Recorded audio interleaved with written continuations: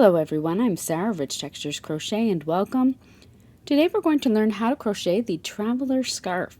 This is a beautiful crochet scarf. It's very easy to work. It features a raised ridge texture on both sides. My finished scarf measures approximately 6 inches across by 68 inches long. It is worked lengthwise, and I'll give you some instruction a little later on should you wish to change the size of your scarf. For our tutorial today, I'm going to be working with the Mandala yarn by Lion Brand. This is one of their regular sized cakes. There's about 590 yards per cake. It's a lightweight 100% acrylic yarn, and you are going to need approximately the whole cake. I think I had a little bit of the center portion left, but it will also depend on how long your fringe is for the end, and that fringe is optional. You're also going to need a 5mm or an H8 crochet hook, and links to these items can be found in the description of this video. Also down in the description you'll find a direct link to the free written instructions, which are on my website at richtexturescrochet.com. So thank you so much for joining me. And don't forget to subscribe, take a look around. There are many other crochet scarf and cowl projects here on this channel, and it's updated every single week. Don't forget to say hello down in the comments.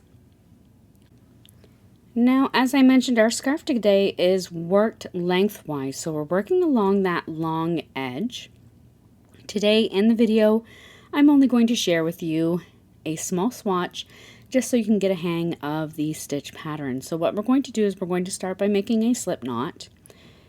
And then for the length of scarf that I worked, which was about 68 inches, you're going to chain 260 chains. If you wish to change the size of your scarf, as I'm going to do today, you can chain any number of chains. So today, for my swatch, I'm just going to chain 20, let's do 22.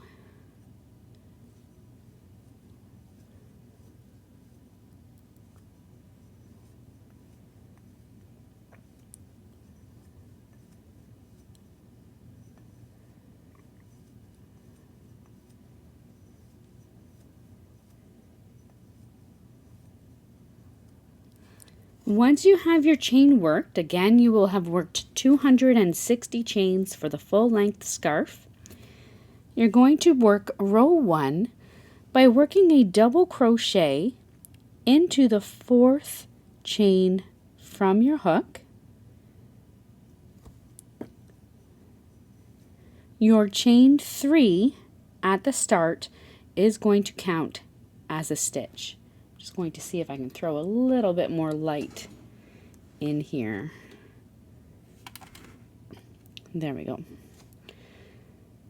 Your chain 3 at the start will count as a stitch. You're then going to double crochet into each stitch all the way across your foundation chain.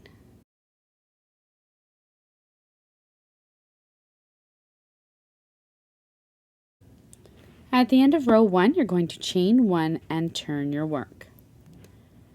Now for row 2, we're going to begin by working a half double crochet into the top of your first stitch at the base of your foundation chain, your turning chain.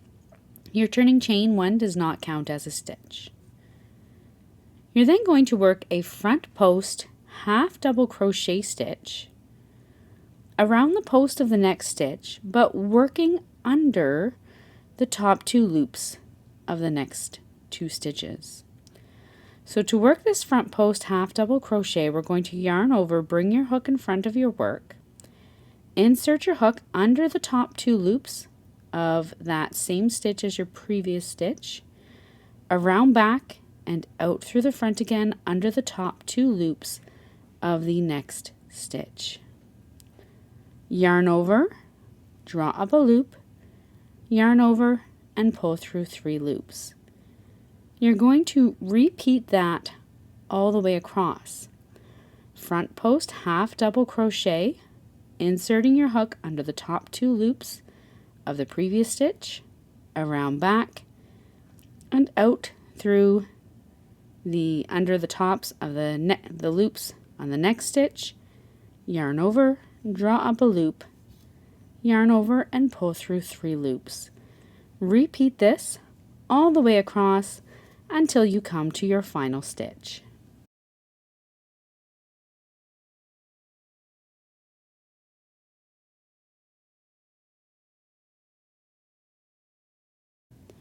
When you come all the way across, I'm working my final front post half double crochet. You'll have your final stitch remaining, 1 stitch remaining, which in this case is the top of your turning chain 3. You're going to work a half double crochet just into the top of that turning chain. Chain 2 and turn your work. Your chain 2 does not count as a stitch. For row 3, we're going to begin by working a double crochet just into the top of the first stitch at the base of our turning chain. You're then going to work a front post double crochet under the top 2 loops of the next 2 stitches just as you did down below. So starting in the same stitch as your double crochet from the front, insert your hook under the top 2 loops, around back and out through under the top 2 loops of the next stitch, yarn over, draw up a loop, yarn over and pull through 2, yarn over and pull through 2 more. Repeat that all the way across. Work front post double crochet stitches all the way across until you have 1 stitch remaining.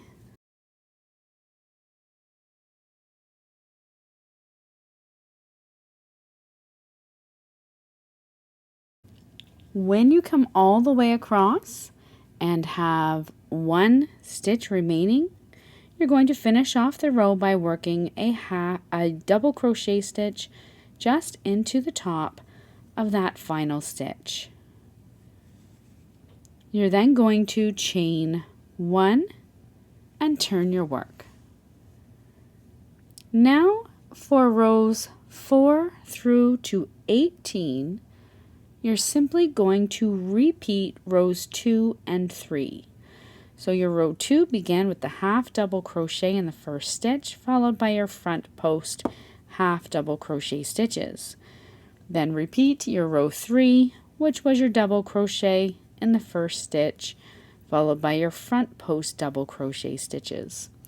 You're going to repeat that for a total of 7 more times, and then finish off on a repeat of row 2, and that will bring you through to the end of row 18. At that time, you can then fasten off, weave in your ends, and add a fringe if desired. I'm going to go ahead and work a few more rows and then just give you an idea of how I like to work my fringe on the ends of my scarves.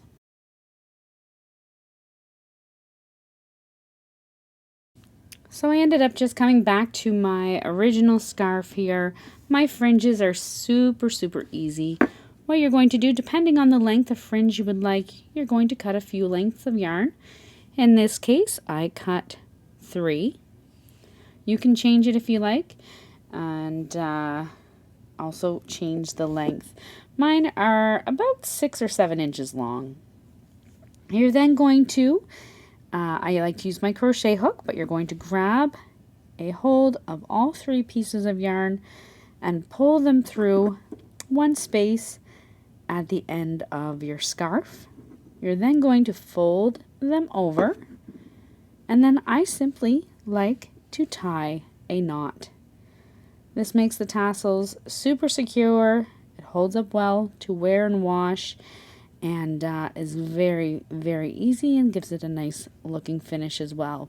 For mine, I put a tassel at the end of each row.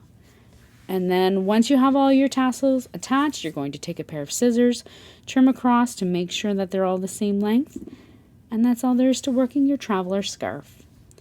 So thank you so much for joining me. While you're here, I invite you to subscribe, take a look around, and don't forget to say hello down in the comments. I look forward to seeing you again soon. Until next time, happy crocheting!